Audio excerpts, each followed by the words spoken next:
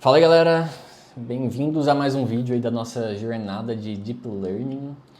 O vídeo de hoje é bem interessante, a gente vai basicamente passar pelos fundamentos do Deep Learning. Então, eu fiz até um questionário lá no meu canal ali no Instagram, né? Quem tem conhecimento de derivadas, cálculo de matrizes, enfim, principalmente cálculo e álgebra linear, por quê? Porque por mais que você não vai precisar saber todas as regras de cálculo ali, de como fazer a derivação, enfim, você precisa ter uma base, entender o porquê que essa derivada é calculada, né? Pelo menos os fundamentos básicos você precisa. Então, como muita gente falou que putz, faz tempo que eu não vejo ou nunca tive contato, eu vou separar vídeos aqui só explicando o fundamento. No vídeo de hoje, eu pensei em uma forma de deixar ele mais simples o entendimento para não ficar muito maçante. Porque se eu colocar as duas coisas ao mesmo tempo, vai ficar um pouco confuso, aí tipo, eu vou voltar para a teoria, ficar explicando ali conceitos de derivada, depois vou voltar aqui para o Deep Learning, enfim, então eu vou separar nesse vídeo, fazer um vídeo mais curto, com os fundamentos mesmo do Deep Learning, entender o que é o Deep Learning no final das contas, e aí depois nos próximos vídeos a gente vai aprofundando cada vez mais, beleza? Então galera, vamos olhar para esse gráfico que eu plotei.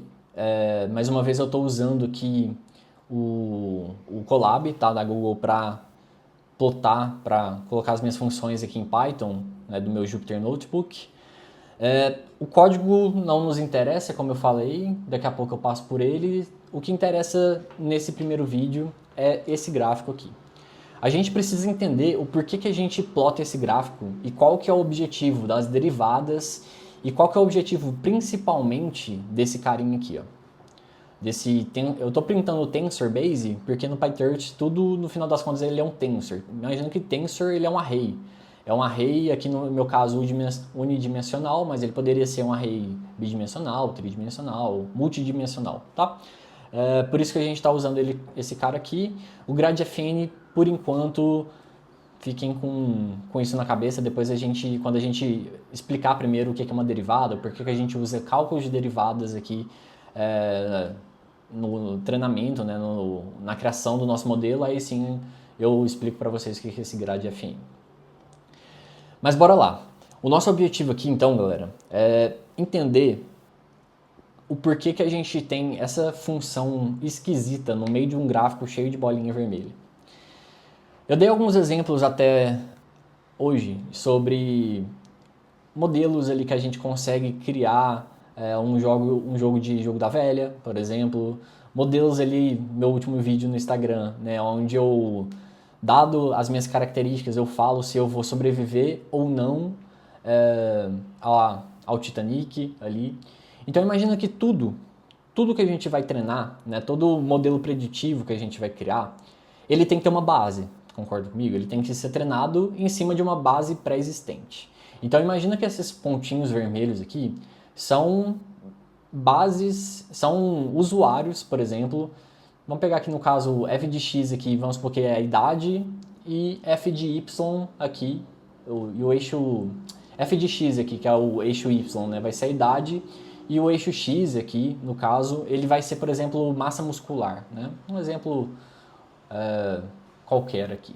Então, cada pontinho vermelho representa um usuário inserido nesse nosso modelo de treinamento. Então, eu tenho um usuário aqui, por exemplo, de 3 anos com a massa, vamos supor que é possível ter uma massa de menos 1,5, tá? Uma pessoa ali praticamente abaixo do IMC dela ali, sei lá. Tem uma pessoa aqui já com uma criança, né, com 10 anos aqui, com uma base, a menina passando na frente da câmera, com uma massa muscular de 2, por exemplo. Então, esses vermelhos aqui são os nossos modelos de entrada. E o objetivo nosso aqui é encontrar uma função onde eu passo características de entrada, tipo voltando do Titanic. Eu sou o Leonardo Palles, eu tenho 29 anos, eu estou na classe 2 do Titanic, não tenho filhos. Então eu entrei com alguns inputs e, dados esses inputs, nosso modelo precisa dizer, olha, você sobreviveu ou você não sobreviveu. E o que vai dizer exatamente isso é essa função. É essa função que a gente precisa encontrar para ela fazer a predição. Eu vou citar um pouco confuso ainda. Vamos pegar esse valor aqui, ó, 7,77. Esse 7,77, ele classifica para mim a taxa de erro que eu tenho nessa minha função. Então, eu preciso encontrar uma função, aqui no caso quadrática, onde ela consiga, de forma precisa, talvez o mais precisa possível, passar entre todos os pontos vermelhos, que é o que a gente está querendo encontrar. Eu estou querendo encontrar um modelo onde eu consiga fazer essa classificação desses pontos vermelhos, né? Então, por exemplo, se for do Titanic, se eu passar um ponto aqui que está fora dessa equação, ele vai me dizer, por exemplo, que eu não sobrevivi. Agora, se eu passar características que se encontram dentro dessa expressão, dentro dessa função, ele vai dizer que eu sobrevivi, por exemplo, tá?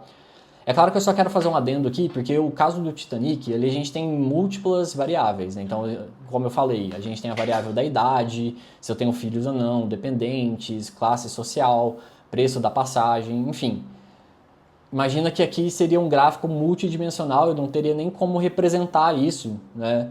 Porque ficaria totalmente confuso aqui para vocês. Passando de 3 dimensões, ele vai ficar totalmente confuso. Então, eu estou colocando em 2 dimensões exatamente para exemplificar, mas num cenário real, dificilmente, muito dificilmente, a gente não vai encontrar um modelo com 2 características, né? Com 2 eixos, simplesmente, tá bom? Então vamos lá. O nosso erro aqui, ó, tá 7,77. Quando eu passo um peso de x ali de 1,5, um peso de y 1,5 e o c, aqui no caso, é aquele nosso bias, ó, que vai arrastar de cima para baixo, que é 1,5. Quando eu vou brincando com esses caras, eu vou abaixar um pouquinho. Vou deixar a minha função aqui no eixo de x, ó, mais aberta. Ela aumentou a minha taxa de erro. Depois eu explico como que eu calculo essa taxa de erro, tá? O que importa é que ela aumentou o erro. Então, eu vou tentar fazer um movimento contrário aqui, deixar ela um pouco mais íngreme. Nota que agora ela ficou 6,72, o que faz sentido, porque nota que a nossa função azul, ela está encostando muito mais ali, né? Ou aproximando muito mais ali nos pontinhos vermelhos. Deixa eu tentar aproximar um pouco mais. Já aumentou de novo. Então, vamos abaixar, 7,58, 6... Aumentou de novo, vou deixar aqui no 2. 6,70 de forma manual foi o valor mais próximo que eu consegui chegar, tá bom? Agora eu vou mexer aqui no eixo do B, beleza? Então vou aumentar um pouquinho aqui essa função, nota que ela deu uma inclinada, aumentou o nosso gradiente, né, que é o nosso erro aqui no caso. Deixar eu diminuir, melhorou bastante, ó. Foi para 3,60. A gente estava com 5,60, se eu não me engano. Vou abaixar um pouquinho mais, 3,15. Vou abaixar um pouquinho mais, aumentou, 3,44. Então vou voltar aqui para 3,15. Foi o melhor valor que a gente conseguiu encontrar. E agora eu vou mexer no eixo C, que é o eixo que vai mexer de cima para baixo, aqui no caso. Então eu vou colocar ele um pouco para cima, ó, aumentou. Colocar um pouco para baixo, 3,04, a gente ganhou quase 0,10 ali, aumentou de novo. Então eu vou voltar para o 3,02, que foi o erro, o menor erro que eu consegui encontrar de forma manual.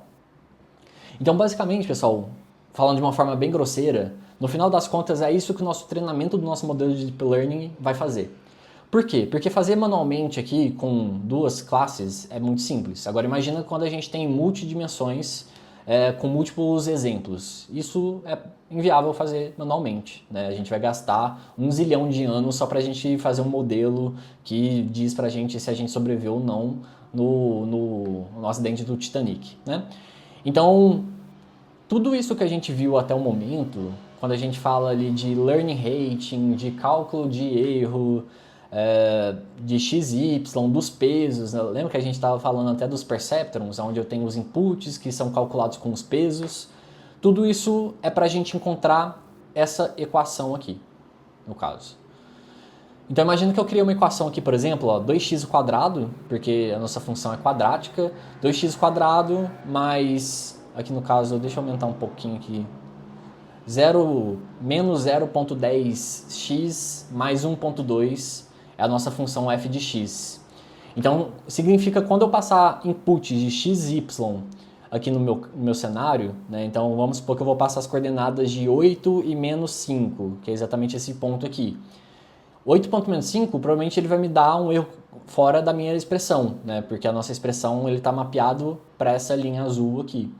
Então, é exatamente isso que a gente precisa, né? O nosso modelo ele vai calculando ali através de gradiente, de cálculo de derivada, no final das contas para encontrar essa equação para a gente conseguir dizer, né, se o nosso modelo, para o nosso modelo fazer a predição.